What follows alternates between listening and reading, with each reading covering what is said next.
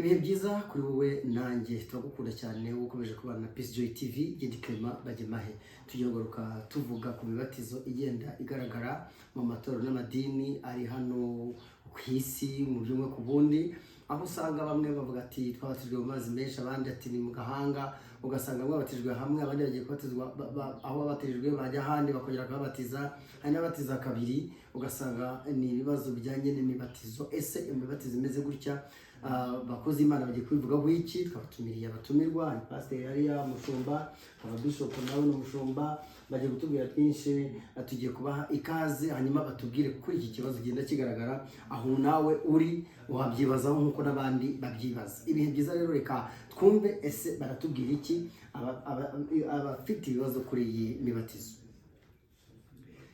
tubaha ikaze muri studio zacu turabasuhuje Dr. Muraho neza Clement amakuru turashimana umeze yego nabi turamahoro tubaha ikaze muri studio zacu murakoze cyane tubaha ikaze pastor umeze neza mwakwibwira abadukurikiye aka kanya Pastor Rachel yego umushumba uri itorero ndi umushumba yego w'itorero hariya Kicukiro mu Kagarama yego ndi umumama ngo bari umushumba muri Israel iki nacyo ni izindi mbaraga kuko kiriya gihugu gifite amasezerano menshi biriya bivugaho amateka arabivuga mu mavuta yo gufata umushumba hariya arimo ibindi bintu kibidasanzwe siko bimeze ya Bishop Dr.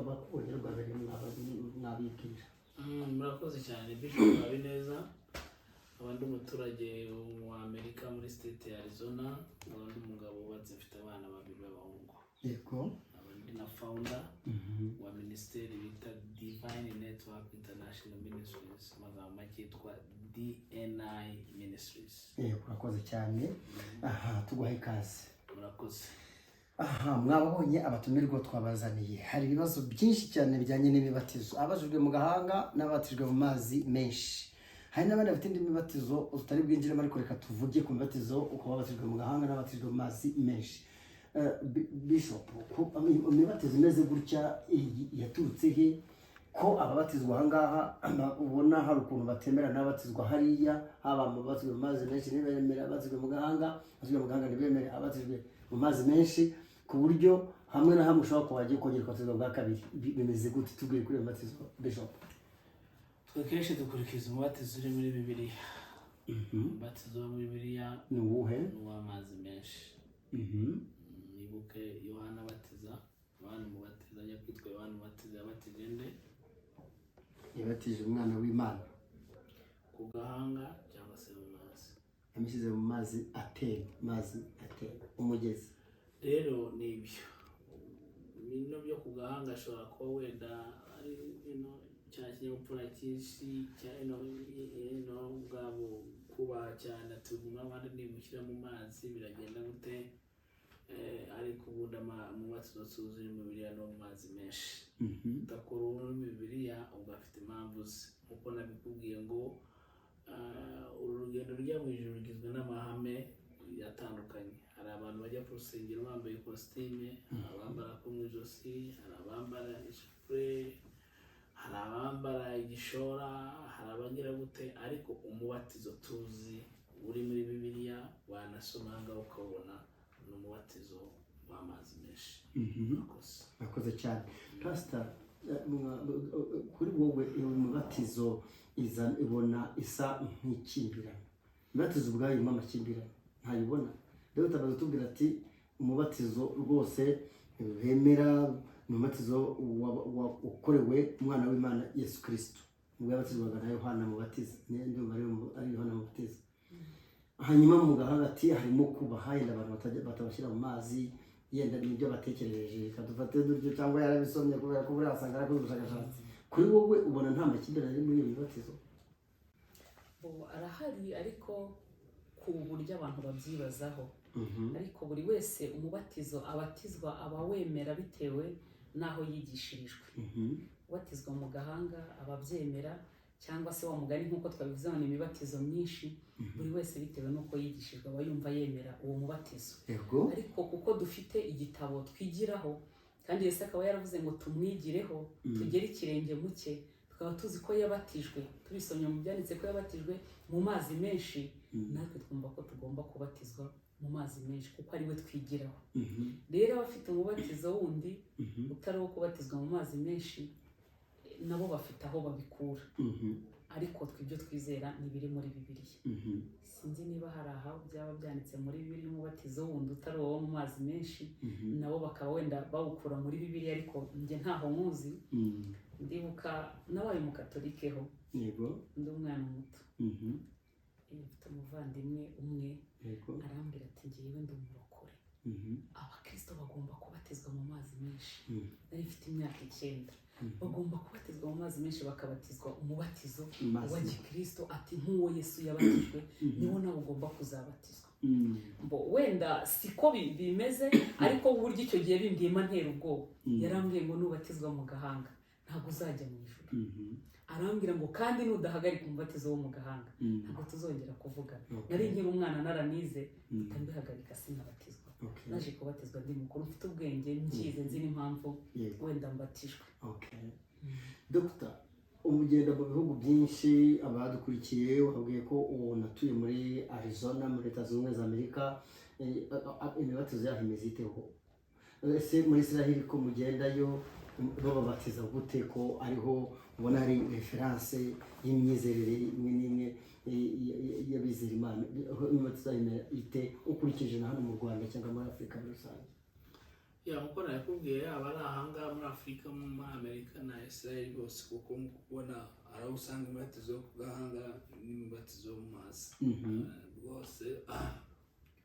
Abo tumenyeranye muri Amerika umubatizo bakora no mu mazi, abo ku gahanga nabikubwiye ni amahitamo, ariko amahitamo yabo nimba atajyanye na Bibiliya ubwo ntabwo biri mu nzira nzima. Ibyo rero iwacu nabonye abatiza amazi menshi. Muri Israel babonye abantu bajya kubatizwa Israel, bakabatirizwa hehe? muri Yorodani, aho Yesu yabatirizwa amazi. Urumva bise byisobanura rete. Bageze hehe aho Yesu yagize gute? Aho yabatirijwe. Abantu bajya kugira gute? Bajya kubatirizwa bwa kabiri. Hari abantu batizwa bwa mbere bakazeteza ko bazajya kubatizwa muri Israel. Uyu yimikiye muri Israel, hariho n'abajya gukora ubukwe muri Israel. So rero umuntu avuga ku gahanga kandi twarigereye ku nyanja aho Yesu yabatirijwe. Ari nabo twe twajyanye bari barabatijwe mu gahanga, ariko bagezeyo baravuga ngo tugomba kubatizwa ahantu Yesu yabatirijwe. Undi akavuga ati njye nabatijwe ariko mbatizwa ntazi impamvu, akongera akabatizwa kubera iyo Yorodani.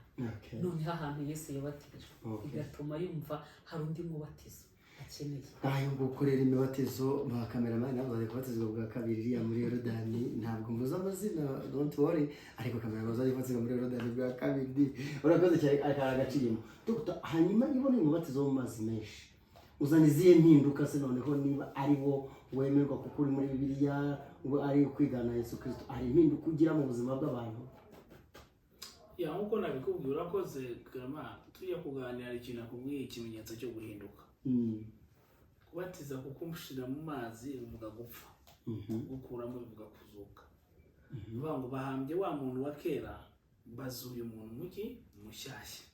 Siko bimeze. So rero kubatizwa ni ikimenyetso kigaragaza ko wahindutse. Nkuko umuntu amubwira ngo ujya gukaraba, wasaga nabi, genda ukarabe. Rero ukuvuga ngo ntabwo kubatizwa kuzana ibintu abantu batekereza ngo barushye ubwonko, babifata mu buryo ni ikimenyetso cyo guhinduka. Ni uko ugiye gushaka nyine bazana impeta tugusezeranye, ni nkuko ugiye gukora amasezerano bwati sinya. No kubatizwa rero ni ikimenyetso kigaragaza ko wahindutse, uvuye mu buzima bw'umwijima ugiye kujya mu buzima bw'umucyo.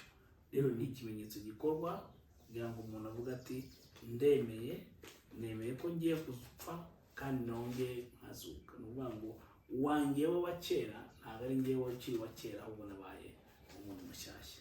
Hanyuma niba abatwa mu gahanga bafite principe cyangwa amahame abibatera, ababatizwa mu mazi menshi mufite amahame abibatera namwe, kuko muvuga ko biri muri Bibiliya yera ndetse ari umurongo wo kugira ikirenge mu cya Yesu Kristo.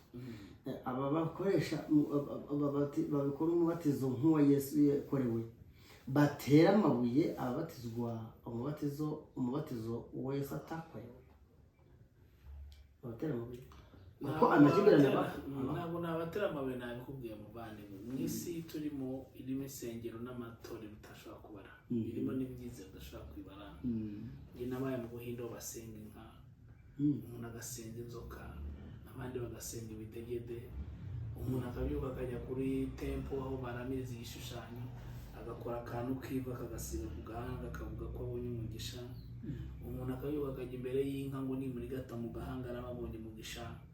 So rero iyo uvuze umubatizo n'imyizere y'abantu bafite imyizere udashobora kubara. Hari umuntu ubona ngo nimba injangwe iciye hariya ngo ntagisohotse, hari ubona ngo nimba ngo imbwa ihebeye mu karitsiye ntagisohotse, hari umuntu usinzira ngo abona wenda ari urabona abantu bafite imyizere itandukanye.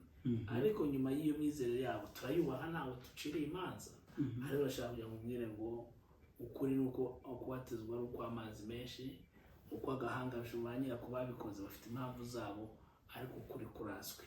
Rero ni ukuvuga ngo itandukaniro rirahari ndetse n'ubusobanuro buratandukanye, abantu bagomba kubyubaha. Urakoze cyane, bagomba kubyubaha mama. None niba bagomba kubyubaha iyi mibatizo yombi, abantu niba bagomba kubyubaha bayigendemo batera babyubahe batabyemera. Nta muntu ushobora kubyubaha atabyemera, kubera ko umuntu wabatijwe mu gahanga aba yabyize, cyangwa se wagize undi mubatizo wundi. Wenda impamvu dukunda gukoresha wo mu gahanga kenshi usanga abantu benshi abenshi baba barahereye muri Katolike, tukaba tuzi ko umubatizo wenda ariho bagira umubatizo wo mu gahanga, niyo umuntu akunda kuba yakwifashisha cyangwa se yavugaho, hanyuma n'uwo muba mu mazi. Nubwo hariho indi mibatizo ku bihugu bitandukanye cyangwa se ku myizerere y'amadini n'amatorero bitandukanye, ariko ntabwo twavuga ngo umuntu abyizera atabyemera, ahubwo umuntu abatirizwa aho yemera, hahamanya n'umutima we ko umubatizo abatijwe ari ukuri kandi ari uhamanya n'ijambo ry'Imana. Niba twigira kuri Yesu tugomba kubatizwa uko yabatijwe, ariko niba yarigize umuntu akaza kubana natwe, ko ari kugira ngo ibyo yaciyemo byose aba ari byo natwe tuzajya dukora cyangwa se tugenderamo. Kubera ko nageze mu gashyamba k'Igetsemani, narahageze berekana urutare Yesu yagiyeho ararira ngo abwira intumwa ngo nimube musigaye hano mubane maso nanjye akanya gato. Ariko ngo ikintu nahigiye mpageze, nigiye kuri Yesu mpageze, ngo amenye ko igihe cye gisohoye ajya gusenga, arapfukama ngo aravuga ngo data niba bishoboka ngo iki gikombe kindenge, ariko ngo aravuga ngo ntibibe uko nshaka ahubwo bibe uko ushaka. Nuvuga ngo ikintu nge nahise mpigira, naravuze nakuye ibintu bibiri. Naravuze uyu muntu wambabarijwe gutya byibura nshobora kuzaba intwari nkazabonana nawe, nkazamubwira ngo burya nyuma yo kugenda kwawe nanjye nasigaye ndwana urugamba ndatwarana, none naje. Ikindi kintu nahigiye, namenye ko umuntu ageze mu makuba, ageze mu bihe bikomeye, ntago agamburura, ntago acika intege, ahubwo ajya ahamagara mu ijoro bakamusukira izindi mbaraga. Yesu ntiyari umuntu rero wakenere izindi mbaraga, ahubwo yari azifite, ubwe yari imbaraga, ubwe yari ubushobozi. Ariko biriya yabikoraga kugira ngo twebwe twereke tugeze muri bya bihe nk'ibyo yari agezemo. Nuvuga ngo hariya nawe yari agaragaje ko yavutse nk'umuntu, aracumura nk'umuntu, ageze igihe cyo kwizera, arabatijwe, nubwo yari umwana w'Imana, ibyo yakoraga byose nitwe yabikoreraga kugira ngo tumwigireho. Kiriya kintu rero umuntu agikoze cyo kujya muri Yorodani akabatizwa mu mazi menshi, ni uguhamiriza, kuko ntabwo nagenda mbwira abantu ngo burya nakijijwe, ntabwo bahita babimenya. Ariko iyo nemeye kujya muri ariya mazi, aba ari ikimenyetso cyo kubahamiriza. Abantu bose babibonye baravuga ngo burya Rasheli yahindutse, ya mirimo ye ya kera yayiretse, basigara bagenzura niba nahindutse by'ukuri. Nubwo aya mazi atari yashobora kumpindura, nge ni ikimenyetso cyo kwereka abantu ko umutima wanjye wahindutse, kuko umutima rero abantu batawureba, nkakora bimwe Yesu yakoze nk'urugero yadusigiye. Dr. turashoje, hanyuma ati muri mibatizo yose uko abantu bayifite byubahwe, uko twavuze. hanyuma abantu babatizwa mu mazi menshi bakagenda bakigana Yesu Kristo, kugira ngo umubatizo nawe udata agaciro, niba bemera ko babatijwe nk'uko Yesu nawe yabatijwe na Yohana Mubatiza, haza n'inuma imuzaho, inuma ishushanya umwuka wera. Barakora bati kugira ngo umubatizo noneho uhabwe agaciro, ubahwe noneho muri bo, kuko numva muravuga ngo ntituravuga undi mubatizo yenda abandi kuko tutatumiye ababatizwa mu gahanga, ariko se noneho uyu mubatizo mu mazi menshi kugira ngo ugire agaciro na ba bandi batizwe n'imbatsi babone ko kuko abantu biganye Yesu barakora iki? Agaciro k'umubatizo ni uko ababyemera babihamya bakanabibwiriza bashize amanga. Yego. Ko burya igihe cyose utemera ikintu ntabwo kigukorera. Nimba umubatizo udukorera umuntu akaba avuga ati umubatizo ari ikimenyetso wasigiye cyo guhinduka, bwira n'abandi batabizi. Ikibazo tujya tugira mu ivugabutumwa ryacu ngo n'abapasiteri bazabivuga n'abandi bantu bazabivuga, oya, nimba naho uri nawe umukristo sobanura abantu umubatizo ni iki. Rero agaciro k'umubatizo kariho kandi kazahoraho, ibirwanya ntibyabura, ariko no kuvuga ngo umubatizo ni ikimenyetso cyo guhinduka. Born again niko abongereza bavuga. Umuntu uri born again ni ikintu umuntu wabatijwe akakira umwami Yesu Kristo umwami n'umukiza w'ubugingo bwiwe. Ubwo rero no kuvuga ngo ntibagomba gutesha agaciro icyo kimenyetso, cyane ko Yesu yatubimburiye agahamagara Yohana umubatizi, cyangwa se Yohana wa wundi yaraguye hariya, akambwira ati ngwino bikore kugira ngo mbere ikimenyetso abandi. Rero nitegeko ndakuka babitesha agaciro n'abitesha agaciro, umubatizo ni ngombwa ku buzima bwacu ko bugaragaza gupfa ndetse no kuzuka. Ugeze muri iyo wabatijwe muri dini rimwe mu itorero rimwe, wagera ahandi bakongera kubatiza, bishatse kuvuga iki? Ntabwo byemewe. Barakwakira. Keretse abadive rero nabonye usohoka ukagaruka agakubatiza, akaba ari icyaha ukora kunyara kubatiza, ariko barokore iyo ufite ikimenyetso kigaragaza ko wabatijwe n'aha baguha inyigisho zo kukwakira, ariko ntabwo wongera kubatiza bwa kabiri. Hasa kuva wasubirwa ku bushumba muri Israel, umaze kubatiza warabatije? Batiza mu kwezi kwa 9. Mu kwa 9 uzabatiza. Ubu neza ubyiteguza abatiza. Bari kwiga. Kubatizwa bigize imbaraga. Bigira kubatizwa? Kubatizwa bigira imbaraga kubera ko ntabwo kujya muri ya mazi n'ibyo navuze ntabwo ari byo bihindura umuntu, ahubwo umuntu arabanza akizera cyangwa se akemera. Iyo amaze kwemera niho habaho kwigishwa. Iyo amaze kwigishwa niho yemera kubatizwa wa mubatizo. Urumva ko bifite imbaraga, bifite n'urugendo. Umuntu ujya muri ya mazi ni umuntu wamaze kwemera, yamara kwemera akigishwa. Umuntu ushobora kwigisha umuntu utakwemereye. Nk'ubu utanyemereye ko twicarana ngo tuganire ntabwo byakunda, cyangwa se njye ntabikwemereye ntabwo wambaza ngo bikunde, ariko namaze kwemera ufite uburenganzira bwo kunyigisha cyangwa se bwo kumbaza. Ni ukuvuga ngo rero umuntu wamaze kwemera n'umutima we arumva akemera, yamara kwemera akigishwa, nyuma yo kwigishwa akabatizwa wa mubatizo. Ari nabyo umukozi w'Imana avuze ngo ntago ari iby'umuntu umwe, ahubwo na wa muntu nubwo yabatijwe muri wa mubatizo ntago ari ibyo guceceka, ahubwo akwiye kugenda muri ba bandi bari bari kumwe, akabamenyesha impamvu yabatijwe, akabamenyesha uburyohe bwatumye ajya muri ayo mazi, ikintu yumvise nawe akakibamenyesha, kugira ngo ntibumve ko ari ukujya mu mazi gusa, ahubwo bumve ko hari ikindi kintu yamenye cyatumye ajya mu mazi. Bishop, mu gusoza ndabona wambaye neza nk'ugiye kubatiza. Ugiye kubatiza? Niba utagiye kubatiza se ababatiza bitware bate? Ababatiza igihe cyose iyo witwa umukozi w'Imana witwa umubyeyi, nk'uko wajya kwambara ubusa imbere y'umwana wabyaye. Umukozi w'Imana ni umubyeyi. Iyo ugiye kubatiza umuntu yagombye kubonamo umwuka w'ububyeyi no kumubyara no kumuba hafi. Ntabwo uzazamuka nk'aho ugiye kwiba ibigori by'abandi. Uvuga uti ndi umubyeyi kandi umukozi w'Imana mvuye mu kazi. N'ababatiza rero bafite disipurine ibagenga, uburyo babatizwa bafata nk'ababyeyi babo. So rero kuvuga ngo nta bwami, ndabisubira mu kutagira disipurine yabo utegura, nta bwami butagira amategeko. Waba ubatiza ugomba kuba ufite amategeko, waba usengera ababyaye afite amategeko y'Imana, cyangwa se niyo waba unasengera abatashye. Ni ukuvuga rero ntabwo ari formule yindi yo muri rusange, ni ugukomeza kwihesha agaciro nk'abakozi b'Imana mu gihe icyo ari cyo cyose turimo turakora umurimo umwe duhamagaye. Muri make imibatizo ntiyitiranwe iratandukanye. Iratandukanye completely. Imibatizo ntiyitiranwe iratandukanye. bitandukanye cyane. umubatizo mwiza ni uwa Yesu Kristo, mwigana Niwe twigiraho. niwe mwigiraho, Niwe niwe twigiraho. mubatizo mwiza. Yes. ariko buriya ni uko ariko mubyemera. oya Mhm. na Bibiliya niko yabigaragaje. Ni Bibiliya. Bireba Niko muri yabyemeje. Bibiliya. Okay. Ndabashimiye cyane ku kiganiro cy'umubatizo muduhaye. Mama Pasteur wakoze cyane. Namwe murakoze cyane. Dr. Bishop wakoze cyane kwitabira ikiganiro. asante sana Mutumire. mwakoze kudutumira nawe. Murakoze cyane.